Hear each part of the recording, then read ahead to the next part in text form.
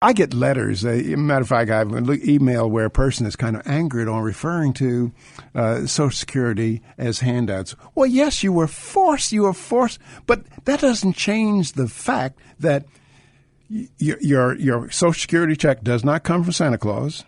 It does not come from the Tooth Fairy.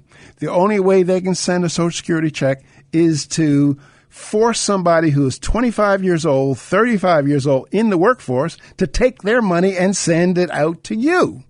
Now, you might argue, yes, you're owed something because you were tricked and duped and forced into this bankrupt program. But is it a 25-year-old that owes you? Is it a 30-year-old person who owes you?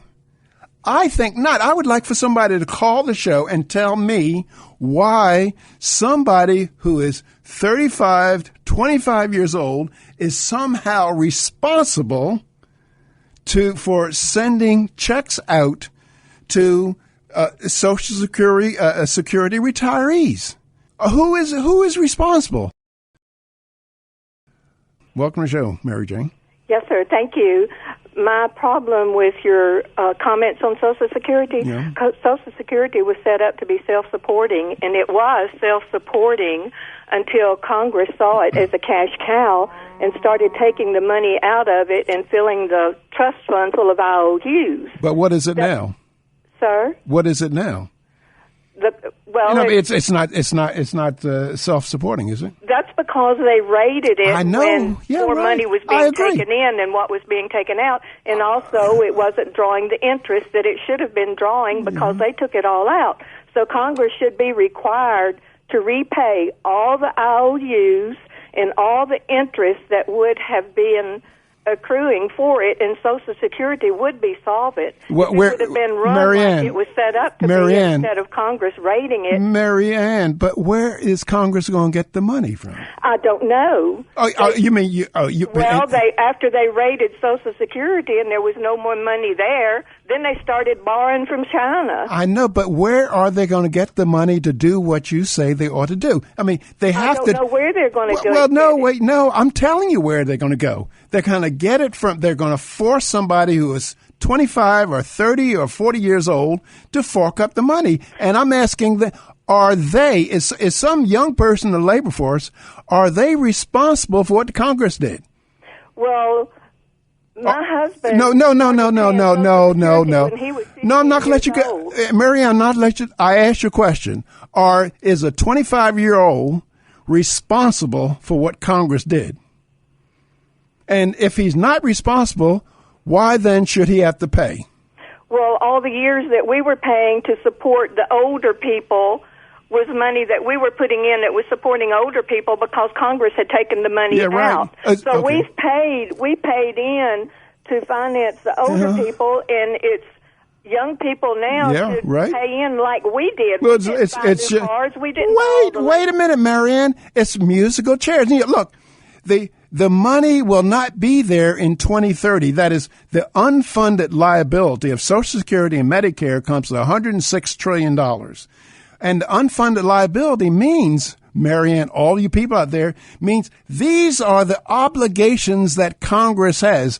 Now, in order for Congress to meet these unfunded liabilities, they would have to put $6 trillion in the bank today, earning about a 5% rate of interest. Do you think Congress is going to do that? Well, they need to cut out all their freeloaders like Solyndran and all that Obama. that's a drop in the bucket. Financed so that his big buddies could take the money and run with it and outsource those jobs. You know what, Marianne? And I mean this all due respect to you and anybody else out there, but Congress loves people like you who believe that Congress should be using its power to take what belongs to other people and give it to other people. This is what Congress thrives on. They thrive on people think that they have something coming to them, and Congress ought to do whatever is necessary. See, one of the tragedies is thieves. Now, I'm not calling Marianne a thief, but I'm just giving you an example. Thieves, all they care about is enjoying something. They don't care who has to pay. Forget who has to pay. But do we want to be a nation like that? Do we want to be a nation of thieves? I'm saying that people need to tell Congress, look, we've been doing the wrong thing for too long. Start getting out of it. And I've suggested that what we need to do is to say to young people or to anybody on Social Security, begin to shut the system down so that there's some hope at some time that we'll be out from underneath this elephant. Right now, we're going to be out from underneath Social Security, but we're going to be out through a means of economic disorder and economic collapse because the system cannot sustain itself. It's like dope addicts.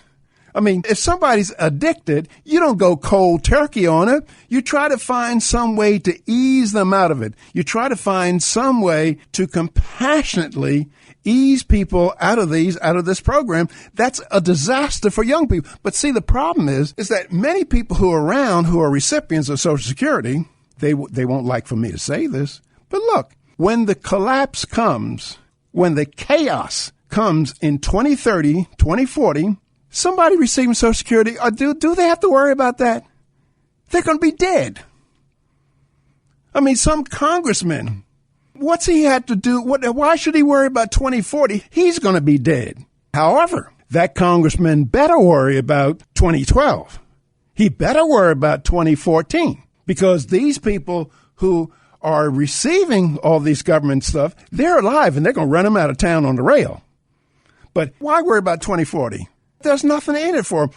I'm saying that the conduct that people unwittingly are engaging in, is very much like that of a thief.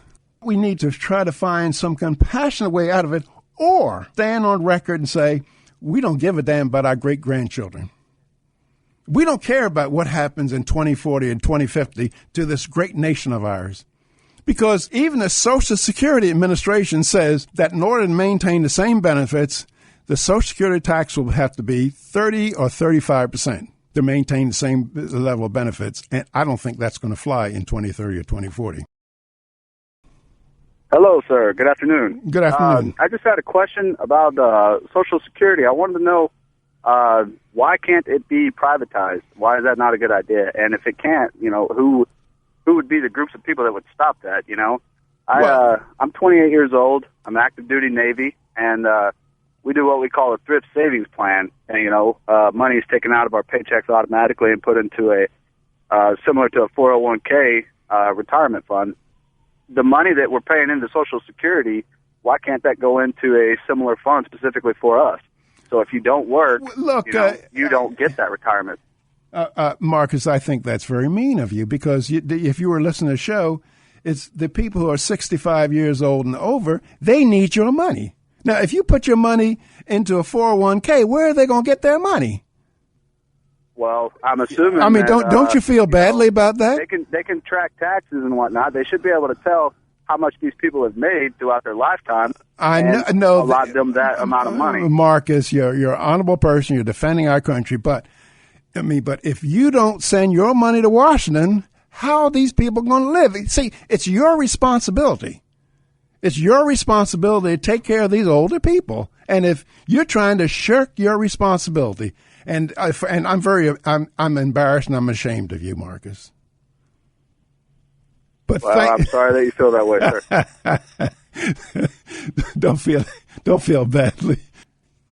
And Bo Snerdley was saying that the fellow in the Navy took me seriously. Look, let me tell the fellow in the Navy, I was pulling your leg. And I was pulling your leg in the way to kind of illustrate to many of the people who are on Social Security, Medicare, and all kinds of government handouts. And I was trying to say, well, is Marcus responsible for you? I mean, what obligation does he have to someone who is 80 years old or 70 years? He has an obligation to his mother and his father who are retirees. And that's one of the problems in our country. The biblical admonition is to honor thy mother and father. Well, people don't honor their mother and father much anymore. You know why? Because they can get me through the tax code to honor their mother and father. That's what they can get others through the tax code to honor their mother and father. And, and this is an ongoing tragedy. For most of our history, where did old people die? They died in the homes of their children. Many old people today They die in little green rooms by themselves because of the welfare state.